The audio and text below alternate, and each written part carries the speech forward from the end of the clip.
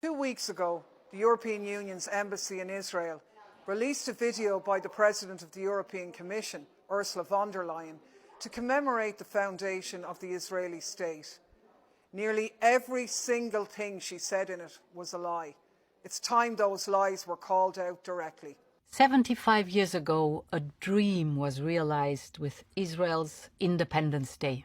Between 1947 and 1949, 3/4 of all Palestinians living in historic Palestine were systematically uprooted and violently expelled from their homes and villages by Zionist militias. Over 4 million acres of land were stolen, 400 towns destroyed, hundreds of Palestinians massacred during the events that led to the creation of the Israeli state. This may have been the realization of a dream for Zionists, but for Palestinians, it was the beginning of a nightmare that has continued for over 70 years. The invasion and destruction of their homeland and their transformation into a colonized people. These events are known to them not as Israeli independence, but as the Nakba, the catastrophe. Describing the Nakba as a dream is a provocation, a deliberate and cruel insult to millions of Palestinians all over the world. It is unacceptable and must be condemned. After the greatest tragedy in human history, the Jewish people could finally build a home in the Promised Land. A German politician describing the Holocaust as a tragedy is Holocaust revisionism. It's a denial of responsibility for carrying out that crime. A tragedy is a terrible but unavoidable event for which no one is really responsible.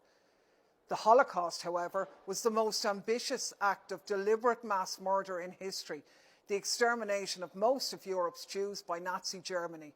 That's not a tragedy, it's a genocide, a crime against humanity. German politicians are the leading Zionists in Europe today. From right to left, Germany's political class back Israel through thick and thin. In return, the Israeli state is expected to help the German establishment to leave its Holocaust guilt in the past. But the Holocaust can't be shrugged off like this, and Israel's crimes against Palestinians cannot and will not be ignored. 75 years of dynamism, ingenuity, and groundbreaking innovations. You have literally made the desert bloom. Israel did not make the desert bloom. The very phrase "make the desert bloom" is an infamous Zionist lie, which denies the prior existence of Palestinians in their own homeland. It's so brazen in its revision of history that it's the equivalent to proposing that the earth is flat. And to hear a notorious propaganda lie like this come out of the mouth of the President of the European Commission is beyond disgraceful. Palestine before the occupation wasn't empty. It wasn't a land without a people for a people without a land. It was continuously inhabited for millennia by diverse peoples and communities, including Muslims, Christians and Jews. It has a rich, proud history, culture and traditions. The region was blooming long before the Zionist occupation, and it still blooms despite it. Europe and Israel are bound to be friends and allies. Your freedom is our freedom. Seriously? Israel's freedom is Europe's freedom? Where does that leave Palestine? The calculated insensitivity to Palestinian experiences in this address is quite blatant. The message von der Leyen wants to convey is, if you're Palestinian, the European Union doesn't care about you. Well, let's be very clear about this. That's another lie. Many, many people in the European Union do care about you.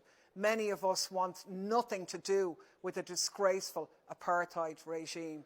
Ursula von der Leyen doesn't speak for us, and she's no right to say these things on behalf of the 447 million citizens of the EU. Today, we celebrate 75 years of vibrant democracy in the heart of the Middle East.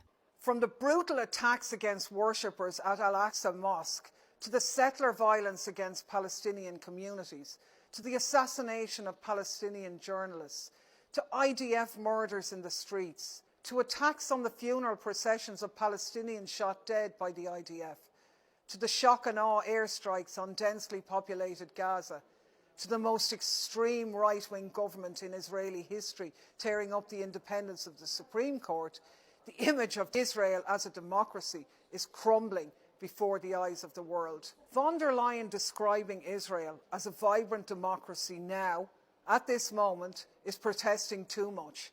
It only makes it clearer what we already know. Israel is not a democracy. 4.5 million Palestinians living under Israeli occupation don't have a vote. Even Palestinians who are Israeli citizens are subject to a qualified set of rights because they are Palestinians. This isn't democracy. This is apartheid.